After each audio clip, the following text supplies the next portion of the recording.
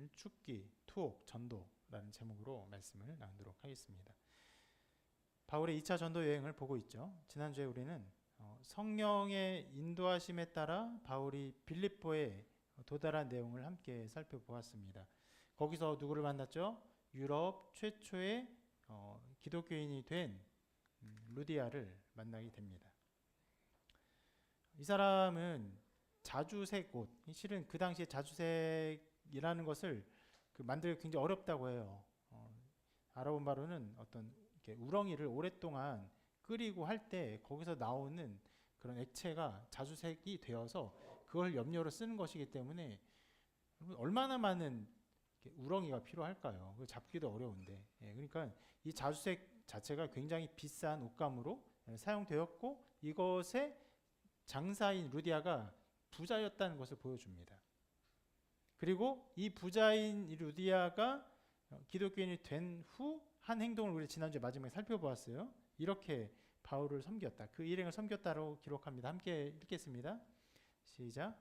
그와 그 집이 다 세례를 받고 우리에게 청하여 이르되 만일 나를 주를 믿는 자로 알거든 내 집에 들어와 유하라 하고 강권하여 머물게 하니라. 부유한 여자가 예수님을 믿고 바울과 그 전도하는 일행들을 바울과 실라 또 누가 있죠? 디모데 이 네 사람 이 일행을 이제 데려다가 이렇게 섬기고 있어요. 무엇으로? 자신의 재정으로.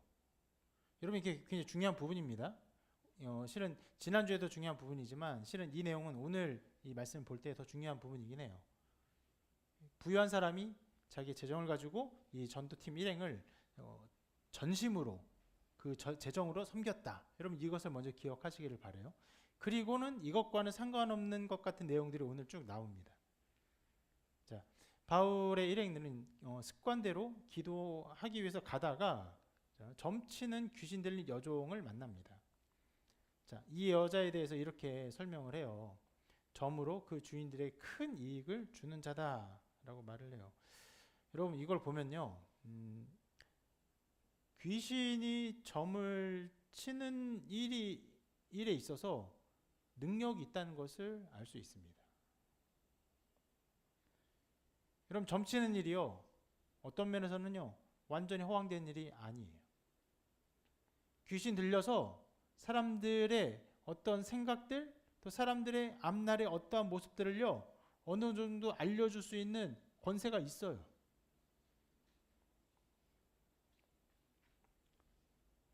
물론 여러분 그 알려주는 그 미래가 그 사람을 정말 하나님 앞에서 올바르게 하고 그 사람이 생명을 얻게 하는 지식이 아니죠.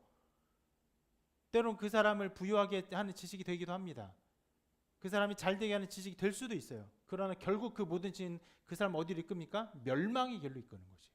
그 사람뿐만 아니라 그 사람의 모든 가정이 그 귀신의 힘에 완전히 사로잡혀서 완전히 멸망의 길로 이끄는 힘을 제공하는 것이죠. 여러분 특별히 보십시오. 그런 점치는 일에 굉장히 깊이 빠져 있는 사람, 자기만 빠져 있지 않습니다. 절대로 그렇지 않아요.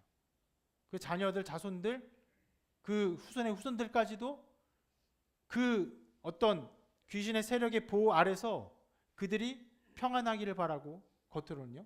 실제로 평안을 바라죠. 그리고 잘 되기를 바래요. 그러나 그것이 그 귀신에서 벗어나게 하는 일이 아니고 하나님 앞에서 올바른 삶을 살게 하는 것도 아니고 영생을 얻게 하는 것도 당연히 아닙니다. 부적 써주고 점치는 사람이 당신 이렇게 하십시오. 이 부적 쓰면 당신이 영생을 얻습니다. 누가 그럽니까? 이 부적 가지고 가면 당신이 앞으로 이 부적 가지고 동쪽으로 가면은 거기서 좋은 일이 생길 거라고 그런 식으로 말하죠. 저도 언뜻 들어서 알아요. 근데 여러분 이런 일들이 있어요. 여러분 전 세계 정말 오지 그 깊숙한 곳곳을 한번 보십시오. 볼 수 있는 우리 그 방송국의 다큐멘터리도 있고요. 최근에는 여러 여행자들의 어떤 영상들도 굉장히 많습니다. 만약 여러분들이 외국어를 할 수 있다면요, 더 많은 영상을 통해서 이 세계 오지를 탐험하는 사람들을 많이 만날 수 있어요. 가면요, 거의 모든 세계, 모든 곳과 모든 그 깊숙한 곳에서 귀신의 세력이 있어요. 점치는 일들이 있어요. 그 어떤 것도 완전히 종교와는 거리가 먼 탈종교화된 그런 어떤 원시 부족, 깊은 산 속에 그런 부족들 만날 수가 없습니다.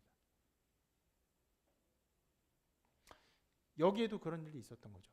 이 여자가 귀신 들려서 점을 쳤어요. 그 점 치는 것으로 누구에게? 그 주인들에게, 여러 주인들에게 속한 여자 같아요. 주인들이라는 건 좀 신기하죠. 보통 한 종이면 주인인데 주인들이라고 하는 거 보니까 왠지 이 여자가 버는 돈이 굉장히 많아서 이 여자에 대한 소유권 다툼이 좀 일어났고 공동 소유가 있지 않았을까 생각이 돼요. 근데 이 여자가, 이 귀신 들린 여자가 바울 일행을 따라다니면서 이렇게 소리 지릅니다. 이 사람들은 지극히 높은 하나님의 종으로서 구원의 길을 너희에게 전하는 자라. 여러분, 그 지역의 유명한 귀신 들린 여자인데 이런 식으로 말을 하면은 제 생각에는 굉장히 전도에 도움이 될 것 같은 생각이 들어요. 생각해 보십시오. 저와 여러분들이 막 선교지 갔는데 거기에 막 산골, 아시아 막 저 구석 어디 산골에 갔는데 점치는 사람이 저한테 해서 하나님의 종이라고 막. 그럼 여러분들 저를 두려워할지도 몰라요. 저와 누렸던 친근감을 이제는 잃어버릴지도 몰라요. 그렇게 생각되기가 쉬운데, 그런데 말씀을 보면요, 이 말이 전도하는 사역에 별로 도움이 안 된 것 같아요. 이렇게 기록합니다. 이같이 여러 날을 하는지라 바울이 심히 괴로워요.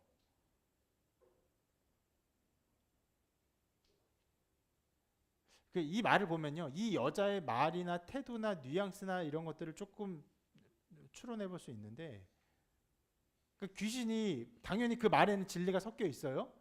이 바울의 사역에 대한, 예수 그리스도에 대한 진리가 섞여 있는데 그 말의 뉘앙스가 굉장히 조롱하는 투, 혹은 비아냥거리는 투,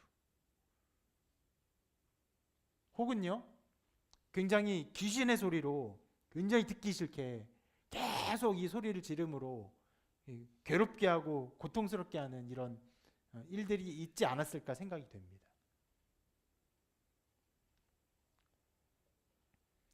어쨌거나 바울이 굉장히 괴로웠어요. 전도 사역에 도움이 안 됐습니다. 여러 날을 하는 중에 누군가를 전도했다는 어떤 기록도 있지 않아요. 그래서 귀신을 내쫓기로 결심합니다. 그래서 이렇게 바울이 외치죠. 함께 읽어보겠습니다. 함께 있습니다. 시작. 예수 그리스도의 이름으로 내가 내게 명하노니 그에게서 나오라. 실상 현대의 한국 기독교에서는 이런 명령을 할 수 있는 그런 상황들이 그렇게 많지는 않습니다. 여러분, 사회의 어떤 도시와 그리고 복음화의 어떤 진전도에 따라서 이 귀신 들린 현상의 상황들이 굉장히 다르게 나타납니다.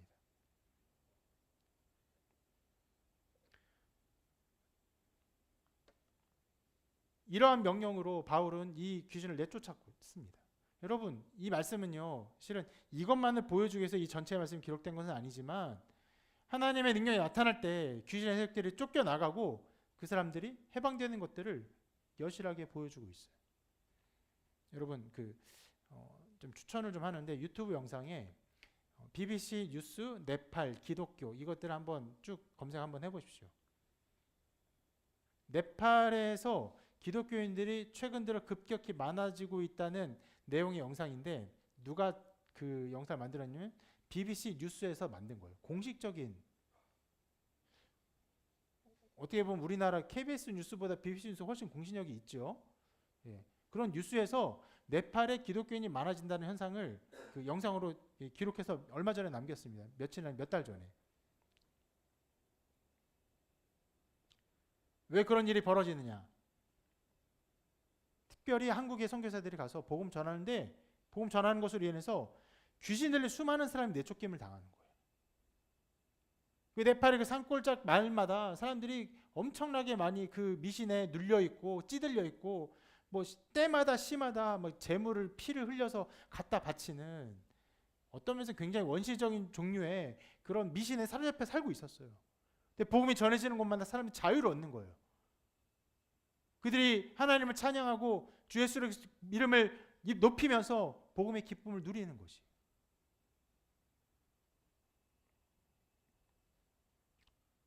이게 급속하게 확산되고 있어요.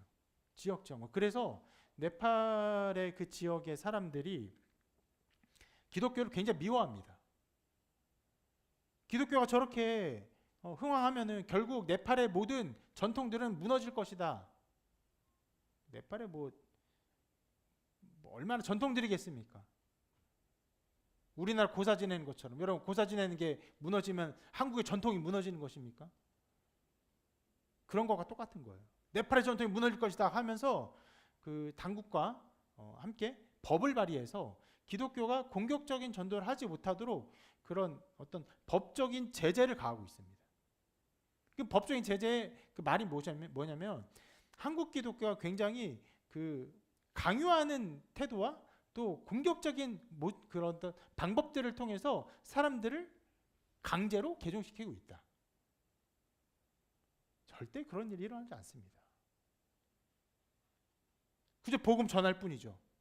믿으십시오. 안 믿으면 어떻게 될 것처럼, 물론 안 믿으면 하나님의 심판을 받아 지옥에 갈 것을 말해요. 그런데 그것이 한국 기독교가 가서, 한국 선교사들이 가서 돈으로 사람들을 매수하고 돈으로 사람들을 꼬시고 어떤 막 여러 가지 것들을 사람들을 세뇌시켜 하는 것이 아니잖아요. 우리가 이 복음 안에 있어 더 알잖아요. 여러분, 사람이 예수님 믿는데 됩니까? 그게 돈으로 돼요? 설득으로 돼요? 절대 안 돼요. 그런데 수많은 사람들이 예수님 믿으니까 이것은 잘못된 것이라고 말 그대로 그 전도의 모든 것들을 억지로 불법적인 것으로 만들어서 그것을 탄압하고 있습니다. 그럼에도 불구하고 네팔에 수많은 사람들이 기독교인이 되고 있어요.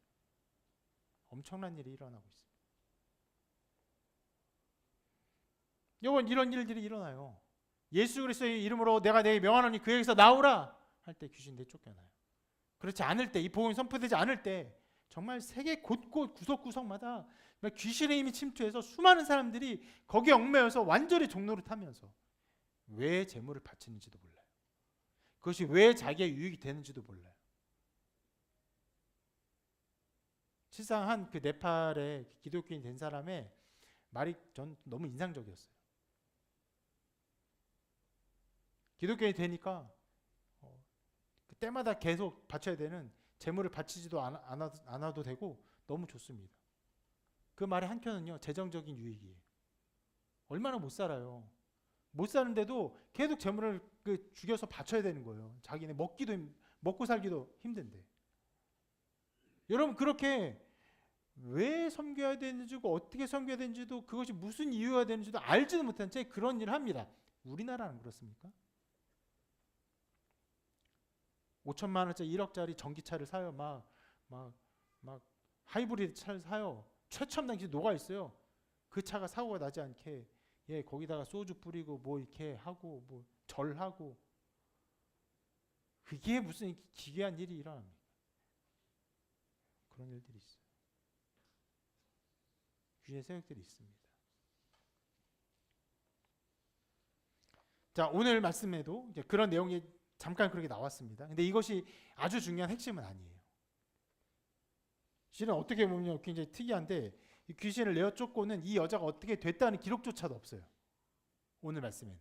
보통은 그 사복음서, 우리가 주로 마가복음 살펴보았죠.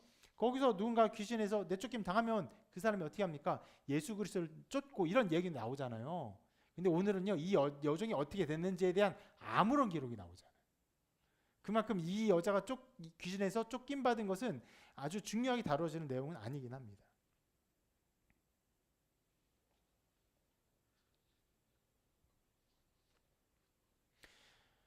오늘 근데 이 사건에서 굉장히 좀 이 귀신을 쫓아내는 사건에서 굉장히 특이한 점 중에 하나는 좀 이것인데, 자, 귀신을 여정을 보자마자 내쫓지 않고 며칠 괴로워하다 내쫓았다는 것이. 흡사 어떻게 보면요, 바울은 이 여자를 별로 내쫓고 싶은 생각이 별로 없었는데, 너무 괴롭게 하니까 안 되겠다. 너 좀 일로 와 좀 와봐. 하고 쫓아내는 것처럼. 이상한 일입니다. 그러니까 이 며칠 동안 바울이 참고 기다린 것을 우리가 왜 그런지 알기가 좀 어렵습니다. 한 가지는 능력이 없어서 그랬을까요? 바울에게? 실은 그것은 생각해 보기 어려워요. 귀찮아서 그랬을까요? 그것도 생각해 보기 어려워요. 아니면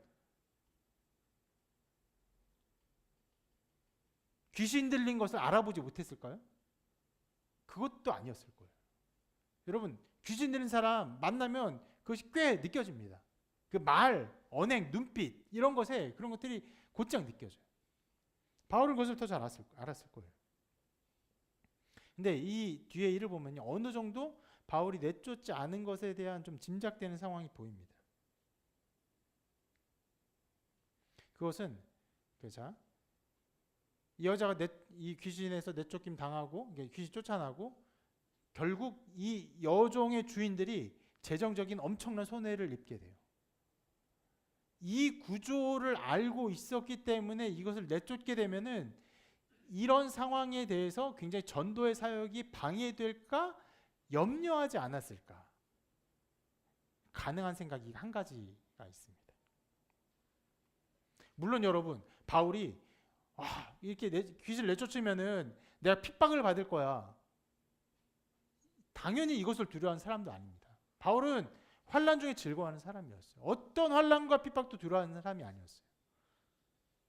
다만 한 가지, 자기 핍박받는 것도 아니고 전도 사역 자체가 원활하게 진행되지 않을까 염려해서 며칠 동안 그냥 놔둔 것이 아닐까 생각이 됩니다. 자, 이러한 좀 이해할 수 없는 상황들에 대해서는 정확히 우리가 확정을 할 수는 없고, 그리고 나타난 상황은 명백하게 나타납니다. 이렇게 기록하고 있어요. 이 뒤에 상황을요. 여종의 주인들은 자기 수익의 소망이 끊어진 것을 보고 바울과 실라를 붙잡아 장터로 관리들에게 끌어갔다가 상관들 앞에 데려와서 말하되, 그러니까 고발하는 것이. 자, 이 사람들이 바울과 실라를 붙잡은 이유가 무엇입니까? 한 가지예요. 자기 수익의 소망이 끊어진 것.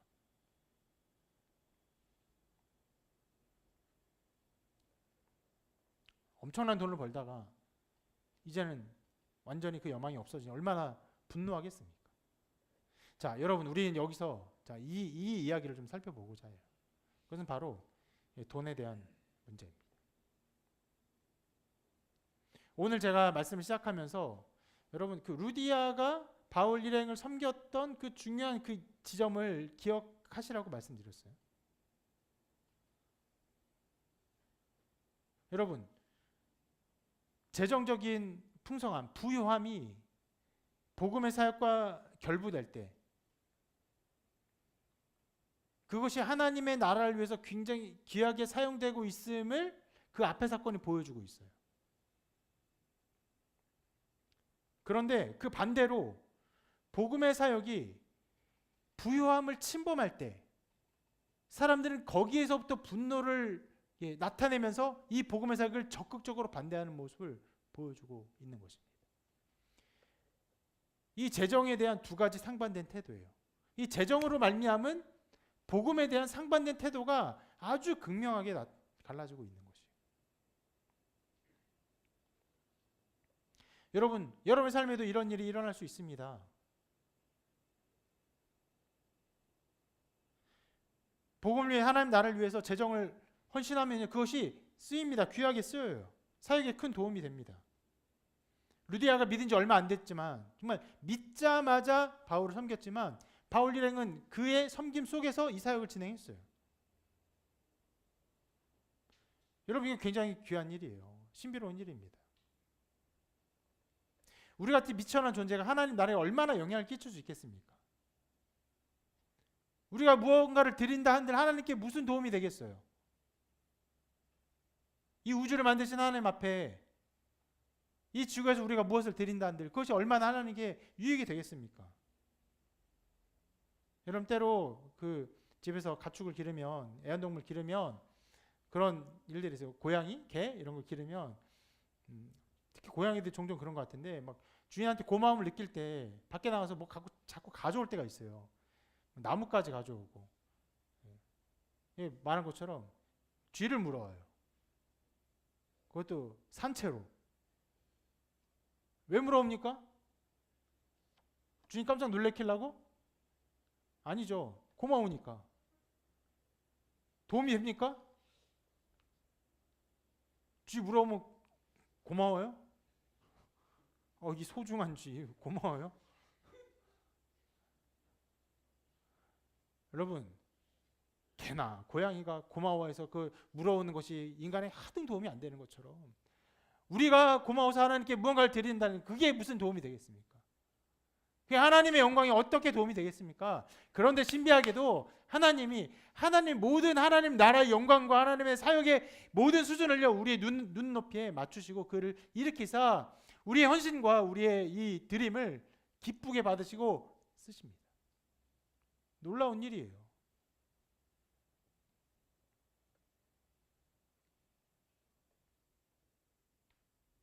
그렇게 여러분, 루디아가 하나님 나라에 헌신한 것들이 하나님 나라에 귀하게 쓰임 받은 것처럼 우리 헌신이 그렇게 쓰일 수 있어요.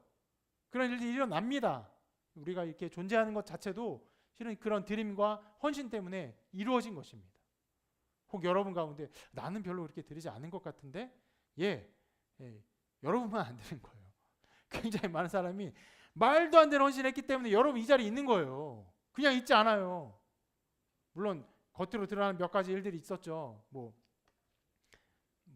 우리 교회 재정적인 이렇게 헌금이 모였고 제가 아파서 아픈 그 보험금이 나와서 그 헌금이 됐었고 눈에 보이는 것들이 있었지만 보이지 않는 여러 헌금들과 헌신들이 있었습니다. 그게 쓰인 것이에요. 근데 또 그 반대 일들도 나타납니다.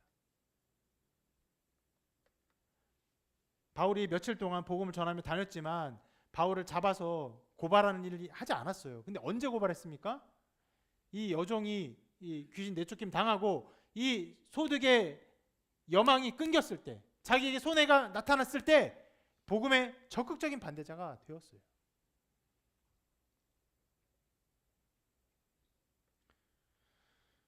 여러분 가족 중에 누가 예수님 믿어요? 다른 가족이 그렇구나 믿을 수 있지. 뭐 교회가 나쁜 일 하는데도 아니고 놔둡니다. 그러다가 어느 순간 남편이 혹은 아내가 자녀가 혹은 부모님이 교회 많은 헌금을 하는 것을 알게 되었어요. 가끔 그런 얘기도 해요. 혹시 너도 11조를 하니?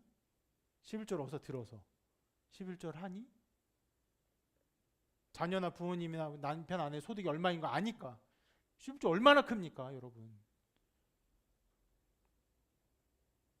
그런 걸 알게 될 때 사역에 그 신앙생활에 적극적인 반대자가 돼요. 아니 그냥 믿으면 되지. 그냥 가서 말씀 잘 듣고 오면 되지. 그렇게 할 필요가 있느냐? 그렇게 유난 떨 필요가 있느냐? 여러분 그 재정적 손해가 자기에게 임한다고 생각할 때 이 복음의 반대자가 되는 거예요. 이 신앙의 반대자가 되는 거죠. 심지어는 여러분 자기 자신에게도 이런 일이 일어납니다. 교회 사역이 자기의 재정적인 일에 손해를 끼치기 시작할 때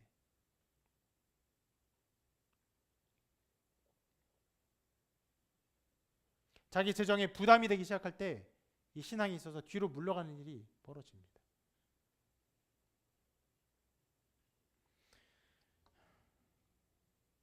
많은 얘기를 할 수 있겠지만 이 부분 여기까지만 얘기할게요.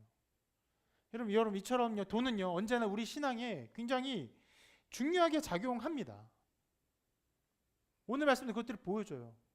부자가 예수님 믿고 그를 섬겼고 이 여종이 귀신 내쫓김 당하고 그리고 재정의 손해가 있게 되자 이 복음의 사역들은 아주 큰 반대에 직면하게 돼요. 어떤 면에서는요 이렇게 말할 수도 있어요. 돈이요 신앙의 어떠함을 보여주는 리트머스 시험지 역할도 합니다.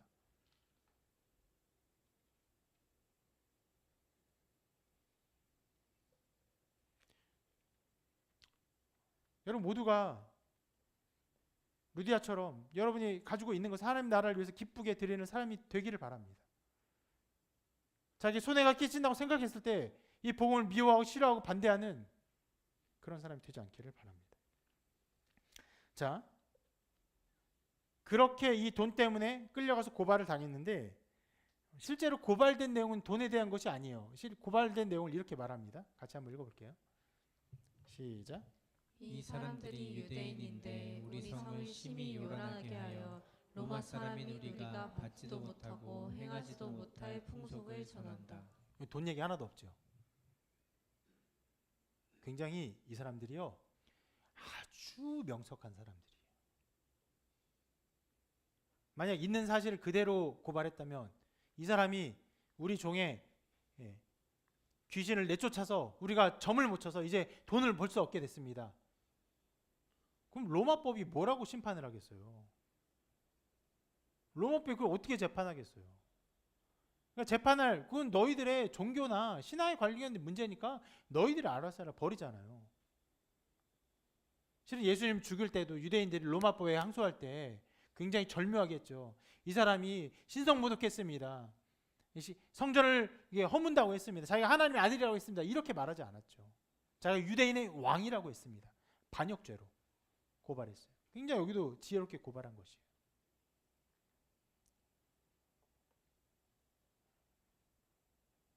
특히 고발의 내용 가운데 그 무슨 내용으로 고발했는지 정확히 알 수는 없지만 이런 말을 가지고 추측해 볼 수 있습니다. 이렇게 말했죠. 로마 사람이 우리가 받지도 못하고 행하지도 못할 풍속.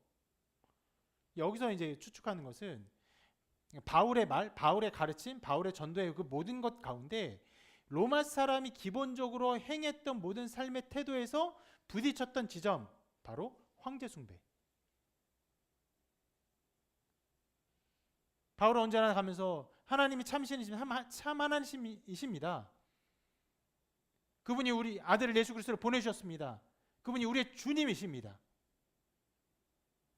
그런데 로마 사람들은요, 황제가 우리의 주이시다라고 고백하게 했죠. 그래서 여러분 성경에 나오는 말씀 중에 누구든지 성령이 아닌 것은 예수를 주라 시인할 수 없다라고 말을 했는데 그것은 성령의 것은 그 누구도 그 말로 그냥 예수님 주님이십니다 이 말을 못한다는 게 아니라 1차적으로는 그 마음 깊은 곳에서 그런 고백을 할 수 없다는 말이기도 하지만 그 당시의 정황 속에서 그 당시의 정황에 예수 그리스도가 나의 주라고 고백하는 것은 황제가 나의 주가 아니다라고 고백하는 것과 동일하기 때문에 목숨을 내는 고백이에요. 그렇기 때문에 성령이 아니고서는 그렇게 고백할 수 없다고 말한 것이죠. 자, 그런 부분에 대해서 이 사람들이 고발한 것으로 보여요. 이 사람들은 하나님을 섬기게 합니다. 예수라는 사람을 주라고 섬기게 합니다. 황제를 섬기지 못하게 합니다. 로마 사람 우리가 받지 못하고 행하지 못할 것들을 전하고 있습니다 라고 말하는 것이죠. 자, 이렇게 사람들이 함께 많은 사람들이 고발했습니다. 그러자 그 후의 일을 이렇게 기록하고 있습니다. 같이 읽어볼까요? 시작. 상관들이 옷을 찢어 벗기고 매로 치라 하여 많이 친 후에 옥에 가두고 간수에게 명하여 든든히 시키라 하니 그가 이러한 명령을 받아 그들을 깊은 옥에 가두고 그 발을 착고에 든든히 채웠더니. 자, 바울과 실라는 어떤 재판도 받지 못하고 갑작스럽게 엄청난 매를 맞고 감옥에 갇힙니다. 여기서 매로 치라 했을 때 매로 치는 매를 몇 대를 치는 수준이 아니라 죽을 지경으로 친 거예요. 특히 여기에서 로마법은 그 매를 칠 때에 그 때리는 대수를 제한하고 친 것이 아니라고 합니다. 그리고 보면은 그 발을 착고에 이게 뭐 이렇게 그 어떤 수갑 같은 거에 이렇게 채워놨는데 두 가지 목표가 있었다고요. 하나는 이제 도망 못 가게 하는 것, 하나는 꽉 조여서 이제 고통스럽게 하는 고문의 도구로서.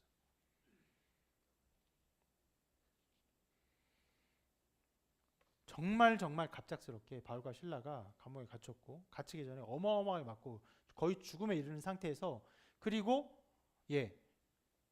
감옥에 넣은 것은 이제 곧 죽이겠다는 어떤 의사를 표현한 것으로 보여요. 그런데 그때 바울과 실라가 이런 행동을 합니다. 같이 읽어볼게요. 시작. 한밤중에 바울과 실라가 기도하고 하나님을 찬송하며 죄수들이 듣더라. 두 가지 중요한 기록이 나옵니다. 하나는 한밤중에 바울과 실라가 기도하고 찬송을 했다는 것이. 한밤중에 했다는 것도 중요합니다. 근데 그 환경 속에서 어려운 가운데 그 밤 깊은 곳에서 찬송했습니다. 여러분, 심하게 매질을 당하고 감옥에 갇히면 그 몸이 얼마나 지칠까요? 사실 거의 탈진한 상태여서 쓰러져서 잠을 자는 것이 맞을 거예요. 그런데도 그 밤중에 하나님을 찬송하고 기도했어요. 그리고 또 한 가지 우리가 주목해야 될 것은 죄수들이 들었다는 것이에요. 언제요? 한밤중에. 한밤중에 죄수들이 그런 소리를 듣는 것이 기뻤을까요?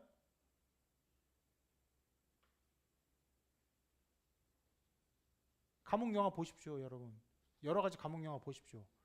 감옥에 갇힌 사람이 첫날 밤에 어떻게 보내는지. 남들에게 어떤 해를 끼치진 않을까, 자기가 찍히진 않을까 두려워해서 정말 숨도 제대로 못 쉬고.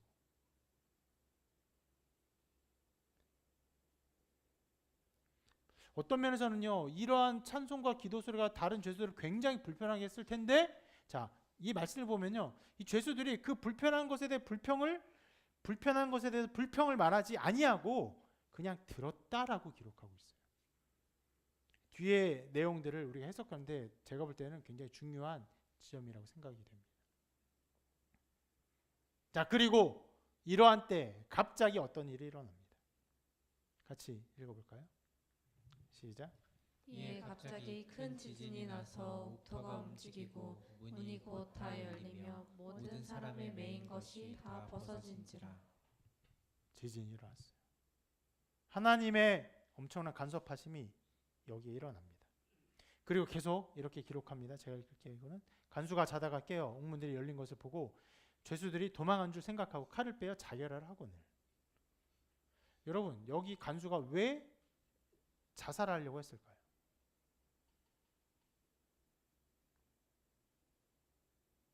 보통 죄수들이 그렇게 도망을 가고 탈옥을 하게 되면은 이 모든 죄수들의 죄에 대한 그 값을 간수가 치러야 하기 때문에, 간수 혼자 이 여러 사람들의 죄값 치를 수가 없죠.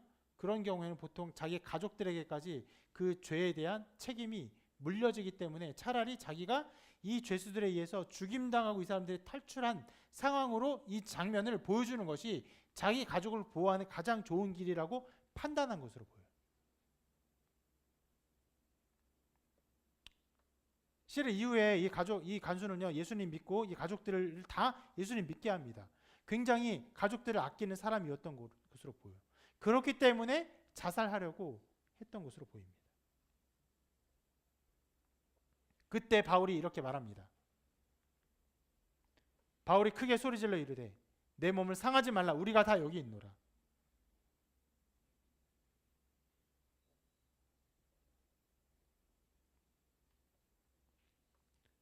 자, 이상한 일들이 계속 벌어지고 있어요. 실은 여기에 나온 모든 사건은요, 어떤 성경학자가 말하기를 이상한 일의 어떤 집합제와도 같다. 도저히 설명할 수 없는 일들이 계속 나타나요. 앞에 나온 거 바울과 실라가 그 환난과 고통 중에서 찬송과 기도한 것도 인간의 힘으로 이해할 수 없는 일이에요. 물론 그 전에 갇힌 것도 재판도 없이 로마 사람인 바울을 그 감옥에 가둔 것도 이해할 수 없는 일이에요. 단 하나 이 모든 사건에서 가장 리즈너블한 사건은 무엇입니까?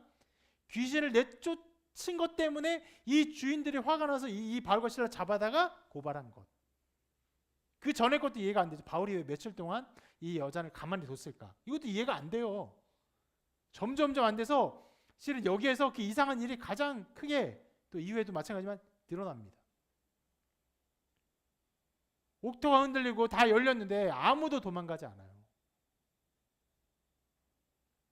도망가는 것이 너무나 당연하니까 이 간수는 생각했죠. 아, 다 도망갔겠구나. 내가 죽고 끝내야겠다라고 생각했던 것이에요.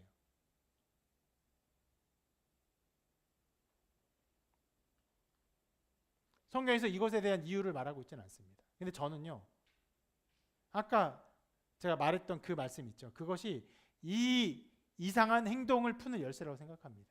이것이죠. 바울과 실라 기도하고 하나님 찬송함에 죄수들이 듣더라.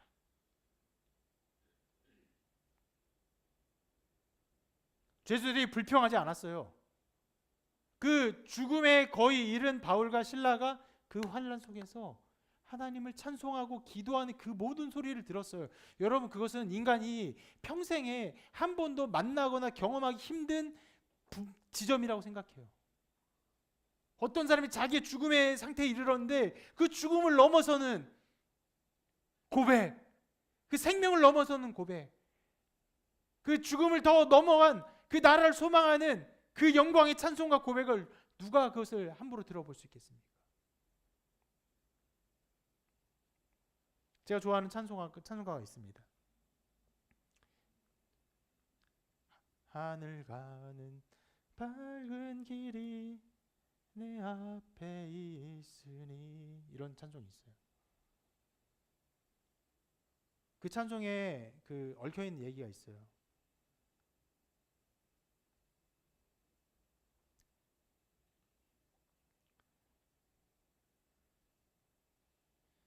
이제 공산당들이 예수 믿는 사람들을 잡아 죽이는 그 어느 시기쯤에 예수 믿는 어떤 사람을 죽이려고 했는데 그 사람이 이제 죽음을 앞에 두고 자기가 찬송을 불러도 되겠냐 해서 이 찬송을 불렀다는 거예요. 근데 죽음을 앞두었는데 하늘 가는 밝은 길이 내 앞에 있으니 라고 찬송하는 이 찬송하는 모습이 너무나 분명하게 하나님 나라를 앞에 두고 그것을 맛보며 그것을 열망하는 영광 가운데 찬송하는 모습을 보고 이 사람이 너무 충격을 받아서 당신이 믿는 하나님이 누구냐 라고 해서 살려줬다라는 그런 일들이 있어요. 여러분, 바울과 실라가 기도하고 하나님 찬송하는 소리가 바로 그런 소리였을 거예요. 여러분, 힘들 때 기도하십시오. 힘들 때 찬송하십시오. 예, 우리가 그렇게 할 수 있죠. 그런 것과 지금 이 바울과 했던 이 기도와 찬송은요, 인간이 노력을 할 수 있는 게 아니에요. 하나님의 영이 강권적으로 임해서 그들에게 하늘의 영광을 보게 하신 것이에요. 그리고 그것을 노래하는 것입니다. 인간의 생명의 어떤 추구, 자기 생명을 절대적으로 지키려는 이 간절한 그 생명력에 대한 갈망을 넘어선 거죠. 그 넘어선 소리에 죄수들이 다 어떤 면에서는 감동을 받았고 어떤 면에서 충격을 받았고 어떤 면에서 놀라워하는 이 가운데 그 말을 들으면서 저는 그렇게 생각합니다. 죄수들이 저들이 믿는 저 하나님이 정말 참 하나님인가? 정말 놀라운 하나님이구나라는 어떤 특별한 것들을 느꼈는데 그때 지진이 일어난 거예요. 적어도 이 모든 죄수들이 이 지진이 저 바울과 실라가 믿는 하나님이 일으킨 놀라운 사건인 것을 직감하고 알았으리라 생각합니다.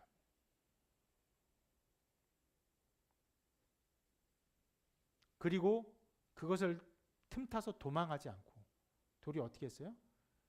우리가 다 여기 있노라. 어떤 면에서는요, 이게 바울이 대표적으로 얘기했잖아요. 바울과 함께 그들이 한 군데 모여 있었던 것 같아요. 뭘 했을까요? 막 지진이 났으니까 몇 가지 생각해 보세요. 옥토가 열리니까 죄수들이 그냥 가만히 있는 건 한 가지.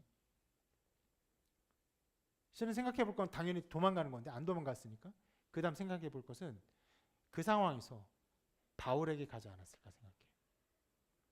바울에게 가서 바울의 신앙과 바울이 전도하는 것들을 듣고 그들이 함께 모여있지 않았을까. 이것이 유일하게 해석할 수 있는 길이라고 저는 생각합니다.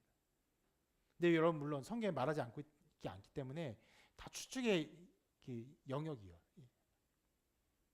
함부로 단언하기는 어렵습니다. 그러나 여러분, 자기 생명보다 중요한 것이 무엇이 있어요? 이 죄수들은요, 자기 생명보다 더 중요한 것을 좀 추구하고 있는 것이에요.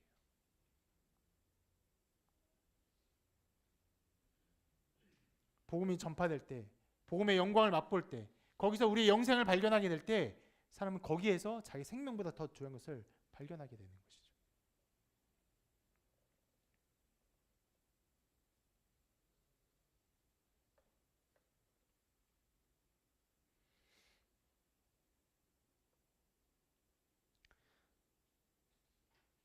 자, 이런 이상한 상황들에 대한 바울의 어떤 설명이 있은 이후에 간수가 이렇게 반응합니다. 한번 같이 읽어볼게요.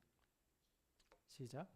간수가 등불을 달라고 하며 뛰어들어가 무서워 떨며 바울과 실라 앞에 엎드리고 그들을 데리고 나가 이르되 선생들이여 내가 어떻게 하여야 구원을 받으리까. 마지막으로 이해할 수 없는 일에 절정에 이르렀습니다. 지진이 났어요. 아무도 도망 안 갔어요. 그러면 간수는 그 상황이 어떻게 느껴지겠습니까? 너무나 다행이다. 여러분이 만약 간수라면 그 뒤에 어떻게 하겠습니까? 빨리 가서 이 감옥을 다시 재건할 수 있도록 사람들을 불러오던가 동료들을 불러와서 이 도망하지 못하도록 막지 않겠습니까? 아니면은 바울한테 가서 이게 어떻게 된 일인지 바울이 그 모든 것을 아는 것처럼 얘기를 하니까 그것을 물어보지 않겠습니까? 근데 완전히 이 모든 일을 초월한 일을 해요. 데리고 가서 엎드려서 뭐라고 말합니까? 어떻게 하여야 내가 구원을 받겠습니까?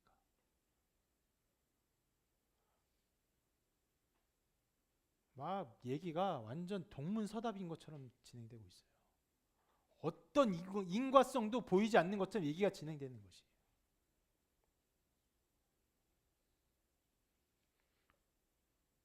이 간수도요, 어떤 면에서는 자기의 생명보다 더 중요한 것을 발견하고 있는 것이에요. 간수도 한밤중에 그 바울과 실라가 했던 소리들을 들었을 것입니다.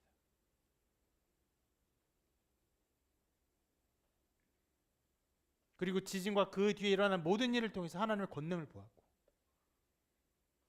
그리고 그 모든 일에서 하나님의 임재 앞에서 두려워 떨며 자기의 영생을 구하는 것이죠.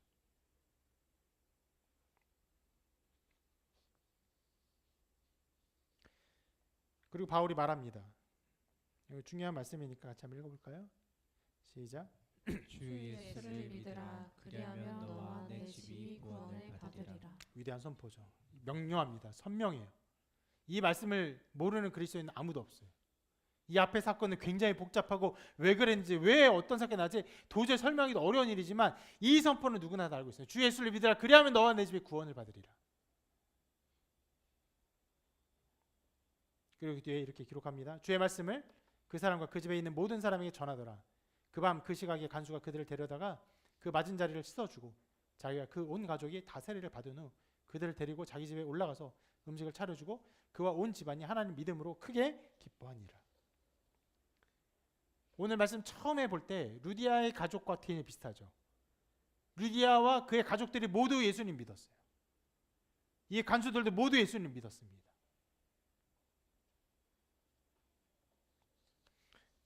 여러분, 이 모든 일은요, 정말로 이성적으로 설명하기가 어려워요.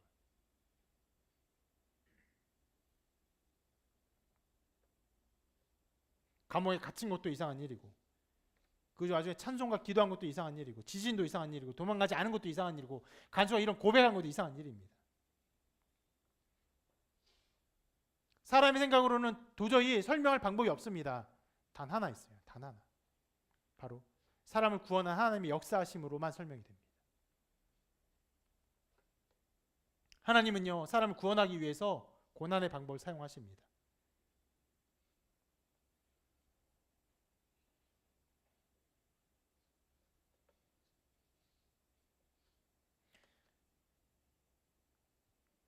하나님의 구원의 메시지가 선포될 때,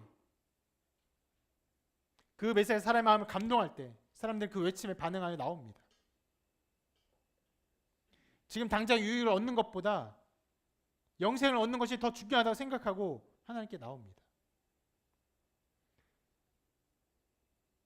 지금 당장 손해를 보게 될지라도 이것이 소중해서 나와요. 여러분, 오늘 말씀에 다 그렇게 했어요. 죄수들이 그렇게 했습니다. 죄들의 가장 중요한 선택은 무엇입니까? 도망가는 것이 다 생명을 얻는 것이에요. 근데 그것보다도 바울 앞에 함께 모여 있었어요. 그리고 뭐 했습니까? 결국 그 설교의 말씀을 다 들었어요. 간수도 마찬가지예요. 여러분, 지금 이 바울과 실라를 누가 잡아 가뒀습니까? 그 어떤 그 공직자들의 상관이. 그런데 이 간수는 뭐라고 했죠? 이 예수를 믿고 있어요. 그럼 다음 날 이 상관들이 이 죄수를 어떻게, 이 간수를 어떻게 생각하겠습니까? 좋게 생각합니까? 아니죠. 굉장히 위험한 걸음을 걷고 있는 거예요.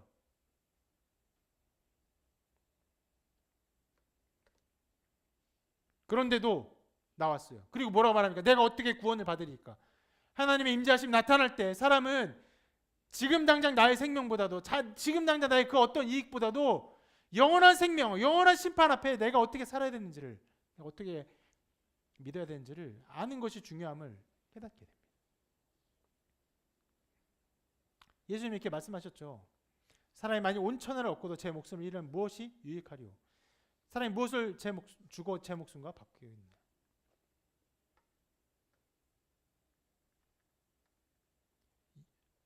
여러분, 사람은요 자기 생명을 가장 중요하게 여깁니다. 그런데 이 생명보다 더 중요한 것을 만나게 될 때가 있어요. 그 무엇이냐면 바로 지금 당장의 생명보다 영원한 생명. 지금 당장의 몇 년의 삶보다 영원한 생명이 더 중요하다는 걸 알 때 자기의 삶을 포기하고 때로는 죽음까지도 받아들이고, 아까 그 찬송의 예를 들었던 것처럼 지금 당장 죽음보다도 그 이후의 삶을 기쁨으로 맞아들이는 영광을 보이게 되는 것이에요. 이 사람들의 모든 행동은요 이성적으로, 인간적으로 아무것도 설명되지 않는 일이에요. 그래서 그냥 이야기로 보면요 정말 말도 안 되는 인과를 가지고 조직한 그냥 얼토당토한 이야기예요.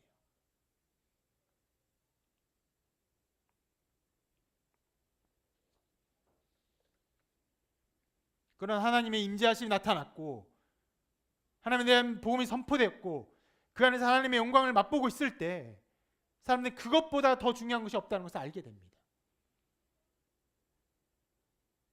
탈출할 수 있는 죄수들도, 심지어 이 간수도 모든 것을 포기하고 예수님을 믿게 되는 것이죠.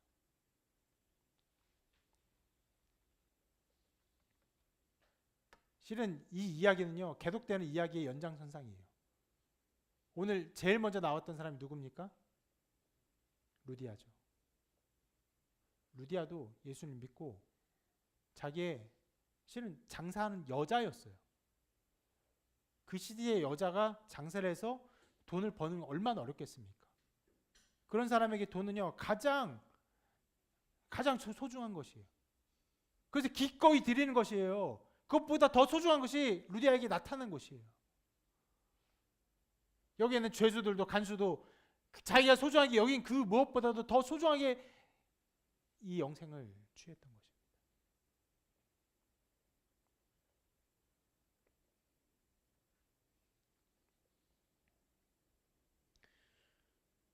여러분, 오늘 중간에 제가 얘기한 굉장히 중요한 지점이 있죠. 신앙에 있어서 우리의 신앙을 가르는 어떤 중요한 지점, 바로 돈에 대해 얘기했죠.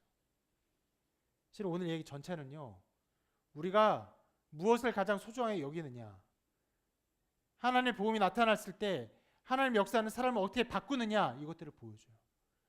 우리 이제 소중한 것들이 많습니다. 돈 소중해요. 우리의 명예 소중합니다.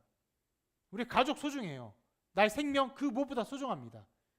그럼 영생이 나타날 때 사람들은 이 모든 것보다도 영생을 귀하게 여기며 이것 앞에 자기를 드리는 일들이 나타나는 것입니다.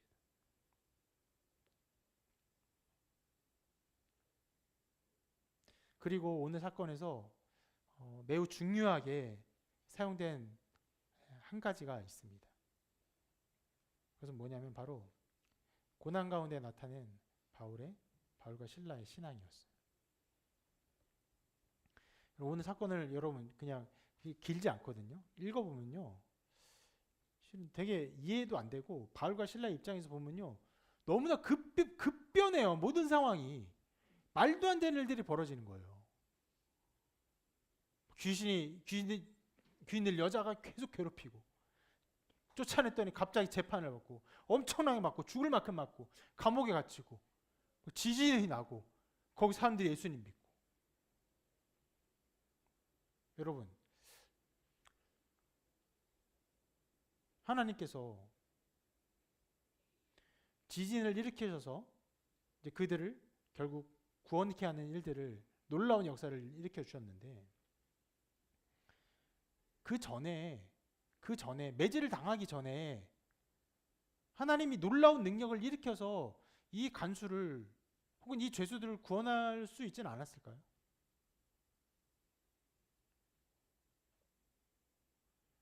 만약 이 모든 일의 최종의 상황이 이 간수와 간수의 가족들이 예수님 믿었다는 것인데, 여기에 그 포커스가 있다면 그 간수들의 가족들에게 질병을 일으켜서 이 질병을 낫게 하심으로, 치유받게 하심으로, 어디서 만나서 그 질병을 낫게 하심으로 구원할 수 있지 않았을까요?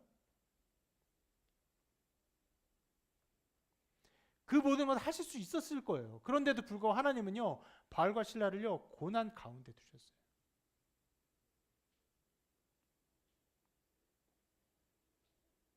그리고 바울과 실라는 그 고난 속에서 하나님 찬송하고 기도하게 하셨습니다.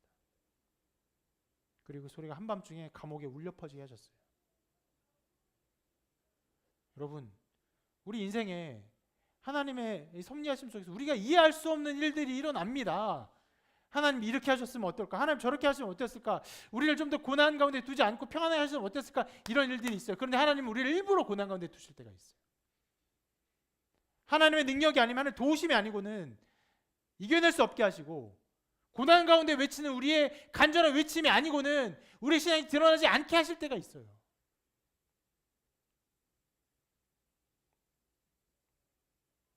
하나님은 이 외침을 쓰시기로 작정하셨습니다.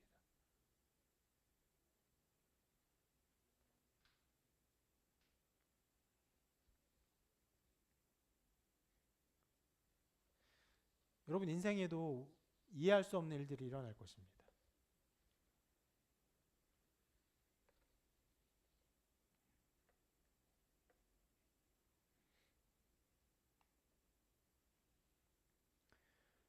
우리를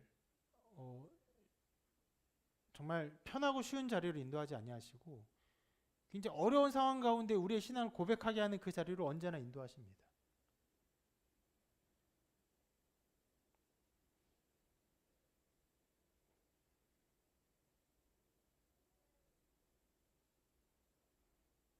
바울과 실라는 그 상황에서 전혀 불평하지 않았고, 언제나 자기의 죽음까지도 하나님께서 사용하실 것을 믿고 하나님을 찬송하고 기도했습니다.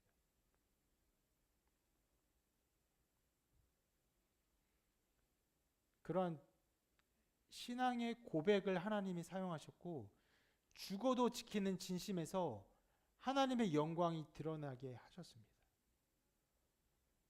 여러분 모두가 그런 신앙의 고백이 있기를 바라고, 하나님의 섭리 가운데 여러분의 신앙 고백이 아름답게 사용되기를 바랍니다. 수많은 사람들이 구원되어야 합니다. 수많은 곳에 복음이 전해져야 해요. 복음만이 희망인 것을 점점 더 보게 됩니다. 오늘 함께 대표 기도를 들으면서 대표 기도 내용의 수많은 고통들을 함께 이야기했어요. 이해할 수 없는 정말 엄청난 일들이 벌어지고 있어요. 전 세계에. 우리나라에도 어려운 일들이 어마어마하게 많습니다. 그 일들의 해결이 무엇인지, 해결책이 무엇입니까? 예수 그리스도예요. 복음이에요. 제가 말씀 중에 얘기했던 것처럼 네팔의 복음이 전해짐으로 그들이 악한 영에서 해방되어 참된 기쁨과 생명의 삶을 누리게 되는 것처럼, 그런 일들이 온 세계에 필요한 것이에요. 지진이나 공수가 난 그 나라의 수많은 사람들, 복음이 필요합니다. 부패한 사회예요. 완전히 썩어 빠졌어요. 복음이 필요합니다. 우리나라도 어려움이 있습니다. 여러 어려움이 있어요. 복음이 필요합니다. 잘못된 우상, 점치는 것들, 이 악한 것들이 다 물러가고 복음이 전해져야 합니다. 이 복음이 전해지는 데 있어서 하나님은 바울의 또 신라의 말을 사용하셨고 귀신 쫓는 능력을 사용하셨고 그리고 궁극적으로 그들의 고난 가운데 나타나는 찬송과 기도를 사용하셨습니다.